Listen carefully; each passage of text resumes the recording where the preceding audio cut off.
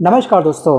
दुनिया के अंदर बसने वाले 195 कंट्रीज़ का तापमान पिछले 24 घंटे में भले ही 2 से 3 डिग्री अप एंड डाउन हुआ हो, लेकिन जो वॉर जोन का जो तापमान है ना, वो पिछले 24 घंटे में से तो 200 से 300 डिग्री क्रॉस कर चुका होगा। जी हाँ, मैं बात कर रहा हूँ इस समय ईरान और इजराइल के जंग के बारे में, क्योंकि पिछले 24 घंटे के अंदर अंदर एक बहुत बड़ा मोड़ इस जंग ने ले लिया है। जो आसमान जंग के मैदान में तब्दील था, उस जंग के मैदान का जो तापमान है वो एक बहुत बड़ी ज्वालामुखी में तब्दील हो चुका है। क्यों? क्योंकि इन दोनों की लड़ाई में अब अमेरिका की एंट्री की होने की संभावना काफ़ी अधिक बन चुकी है। और अगर ऐसा हुआ तो सिर्फ बम नहीं बल्कि पूरी ग्लोबल इकॉनमी बुरी तरीके से बूम फट सकती है। और इस वीडियो में हम इसी टॉपिक को आज कवर करने वाले हैं कि अमेरिका की एंट्री से रूस, चीन, तुर्की और भारत पर इसका क्या नेगेटिव इम्पैक्ट पड़ेगा। क्या अमेरिका के इस एंट्री के बाद क्या ये वर्ल्ड वॉर 3 की एक बहुत बड़ी दस्तक है? खट खट। एक्चुअली अमेरिका का किसी भी युद्ध के बीच में कूदने का मतलब या फिर घुसने का मतलब ये है कि वहाँ पर बम, बारूद और भूचाल का कॉम्बो पैक अचानक से खुल जाना। और जो ईरान है दोस्तों, ईरान कोई अफगानिस्तान या फिर इराक जैसा देश नहीं है। ये वो देश है जो खुद न्यूक्लियर पावर यहाँ पर बनने की कोशिश में लगातार लगा हुआ है। क्या पता बैकएंड में इसने अपनी परमाणु शक्ति तैयार कर भी ली हो। और इस ईरान की जो मिलिट्री पावर है वो दुनिया की टॉप 10 सबसे बड़ी आर्मी में आती है। और इसके पास में रूस का, चीन का एक मजबूत सपोर्ट सिस्टम भी इसके पास ये लेकर के अपने पास बैठा हुआ है। मतलब अगर अमेरिका ईरान में घुसता है ना, साफ साफ है कि यहाँ पर कोई सर्जिकल स्ट्राइक नहीं बल्कि बुरी तरीके से वैश्विक स्तर पर एक बहुत बड़ा भूकंप आ सकता है।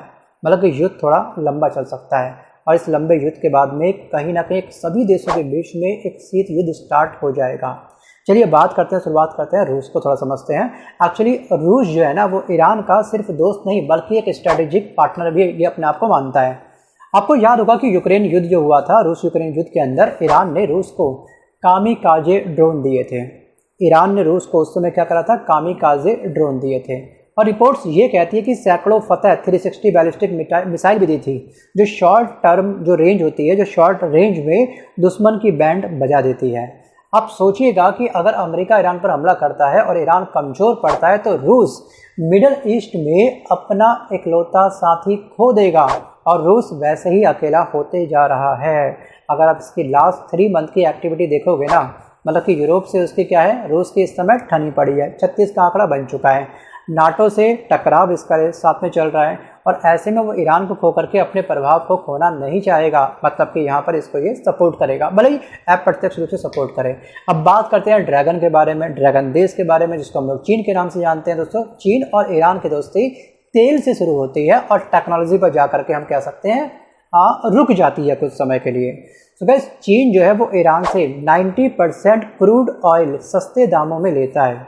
और ईरान के हथियारों में चीन की कम्युनिकेशन चिप, AI सॉफ्टवेयर और ड्रोन टेक्नोलॉजी तक का इस्तेमाल होता है। और इतना ही नहीं दोस्तों, चीन रूस मिल करके आपस में एक पाइपलाइन डील करने जा रहे हैं, जिसमें हर साल रूस चीन को 50 बिलियन क्यूबिक मीटर गैस देगा। और इसी सिलसिले में पुतिन सितंबर में यहाँ पर चीन की यात्रा पर जाने वाले हैं।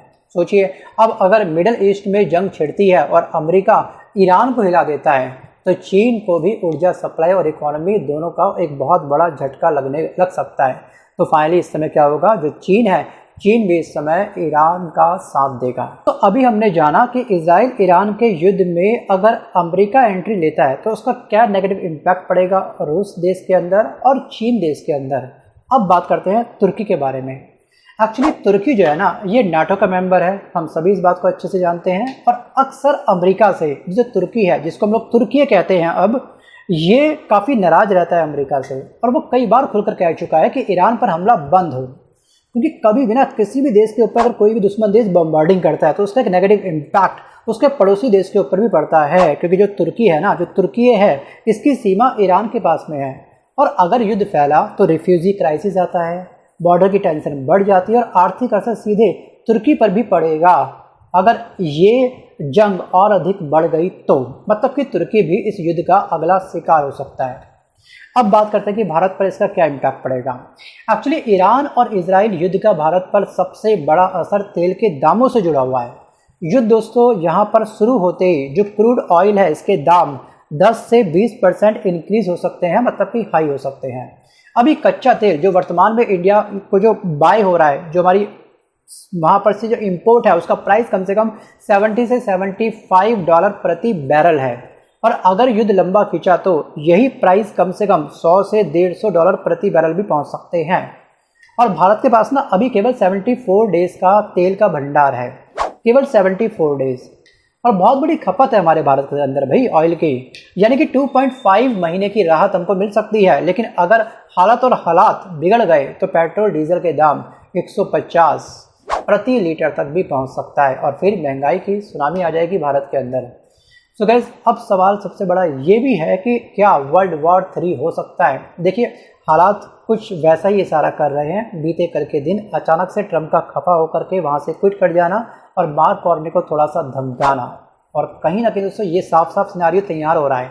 और यहाँ पर अमेरिका बनाम ईरान, उसके साथ रूस, चीन और नाटो बनाम बाकी वर्ल्ड की स्थिति अगर गलती से भी, जी हाँ, अमेरिका ईरान पर ग्राउंड ऑपरेशन शुरू करता है और चीन रूस ने जवाबी हमला किया, तो ये युद्ध मिडल ईस्ट से होते हुए यूरोप, एशिया और अफ्रीका तक फैल सकता है।